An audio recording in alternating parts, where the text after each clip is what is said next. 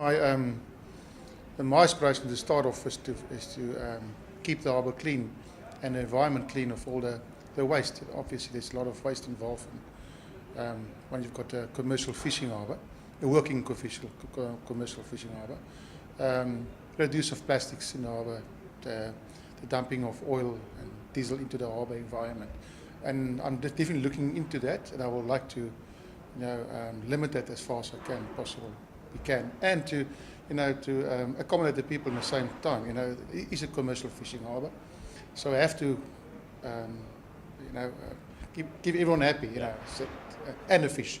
This is one of the best managed fisheries in this area, in this eastern coast area. We mainly a chokka fishing industry. This harbour was purposely built for the chokka industry. So our main fishing is chokka. And of course, we've got lionfish and sardines as well.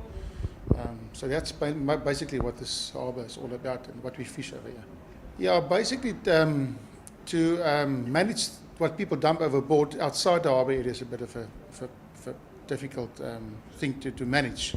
But inside the harbour, in the immediate area around the harbour, I'm looking into it. I would, as far as I can, manage it and limit the wastage around the harbour. There are boats lying in the lee, we call it the lee, when they hide for the wind. Obviously there's some wastage. That's about 100 to 50 metres from the harbour entrance. And that is concern of me because that is a wastage that affects the immediate area where my fish is around the harbour. So yeah, I'll manage that. Working with Sea Pledge it's a big stepping stone towards educating these guys and to make them aware of the problem and to manage the problem. So I'm definitely looking forward to work with Sea Pledge and towards this, to approach this problem that's around our coastal areas. Well, Sea Pledge is very valuable to me. It's a very good organisation to work with and to make the public, the people aware of what's going on in our waters today. Yeah. Well, the future of this harbour, I would love to. If you can get a blue flag for harbour, I would love to have a blue flag for this harbour. Environmentally friendly, clean. I want to be one of the best, cleanest harbours in South Africa. My plans for the 3rd of December is definitely to get the people into the harbour because the port is a best attraction, should be the best attraction in any area. I would love to get the people, show how clean my harbour is, take them around the harbour, do a nice clean up, start with, just getting the plastic out of the water, divide the glass, get the people on the boat, show them what's the harbour all about. It's not like a normal dirty place. It can be a nice, friendly environment to spend your time in. So yeah, that's my place. I'm Manser, and I'm the General Manager of St. Francis Tourism, also part of the KLTO, which is the Coger Local Tourism Organisation, which represents Jeffreys Bay and St. Francis. And I had the privilege of putting St. Francis Bay and Jeffreys Bay on the map for Sea Pledge, which as a coastal town is of very high importance to us. So we're privileged to be involved in the program as to date. The importance of Sea Pledge for any coastal town, I believe, not necessarily St. Francis or Jeffreys Bay, is that getting involved in helping the oceans and doing our part in correcting what was essentially a sort of human has caused the problem, is now for humans to try and come and get involved in sorting the problem out.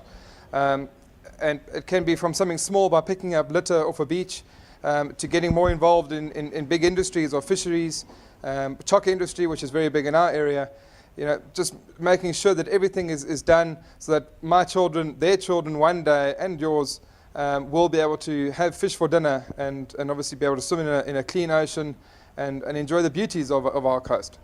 Many tourists on the tourism point of view come to South Africa, especially for our coastline, which is a pristine coast, which we've got to make sure that it stays that way in order to protect our tourism industry and bring them in for whether it's whale watching, shark diving, fishing, good seafood. That's not going to happen in a good few years if we don't help the ocean and help the environment protect itself. And that's just basically by starting small and doing smaller things. I think Sea Pledge is a very important aspect of helping a town promote tourism. And it's just to enlighten tourists on coming into a village on what we're doing and how they can get involved, and the money that they're spending in an area, or how they can spend money, can be put into the good of an area. And I think internationally at the moment everyone's trying to do their bit. And I think especially the ocean's been sort of forgotten about in many aspects. I mean, there's many things at the moment which are on high views, and people are really putting sort of a lot of contributions into, and rhino poaching being one of them. But the ocean always tends to sort of get forgotten. To protect St. Francis Bay, I mean, we speak about this as it is my town. We've got to protect and educate our tourism and our tourists visiting the towns, that this is how and how we can enjoy the towns in the future. And by putting a pledge out and having different targets and plans for the future of St. Francis Bay, we're hoping that by that we can use it in our advantage to say, well, come visit St. Francis, come and see our programs, and just so we can show you how we are making a difference. Well, I think my pledge, I mean, I've got two very mixed sort of backgrounds. I'm partly conservationist and I'm a restaurateur as well. And I think on my pledge would be that I would certainly not sell any rated SASSI species, which I feel is very important. And also, I don't use much plastic. I don't cook with electricity. I use only gas, and that's just to try and do my bit on conserving every part of power, everything I can. Yeah, I have got a recycle program in place. We've got a worm farm as well. So we do just try and do our bit for the environment and make a little bit of a difference. I think most important is for everyone to try and get involved. And I think education on most folk, whether it's rural, whether it's urban, I don't think the lack of education is pretty much all around. And I think that, you know, I challenge, and I think St. Francis Bay hopefully will be able to challenge other towns to get their locals all involved in the projects and to really try and make an effort to make a difference. So there's the challenge up from St. Francis Bay. We challenge all other towns to make a difference. I'm Samantha from Gypsea Marine Eco Tours in St. Francis Bay. We operate from Port St. Francis and are a marine education and conservation organisation. We do also offer tours as part of a Meet the Oceans campaign, where the general public can come out and get to experience our bay firsthand. St. Francis is a very special place, being down on the southern coast of the Eastern Cape, more or less where the leakage sort of area occurs between the two currents, making it a very diverse sort of area. We've got a big fishing community here, chukka fishing or squid fishing being our major export in the area, and then have a couple of longliners, hake and pilchard boats. I'm Rob Bester from Gypsea Marine Eco Tours. I'm the skipper on the excursions and also the dive master on the dives. We think that the Sea Pledge is a fantastic initiative, and very important to us to be able to take the message out to the public and specifically to the youngsters of the area. We've got a big section of coastline here in the St. Francis Bay. None of it is actually marine protected area and is lacking in a lot of education and awareness of the pressures on our ocean at the moment. It's evident. We've come from a marine protected area and a World Heritage Site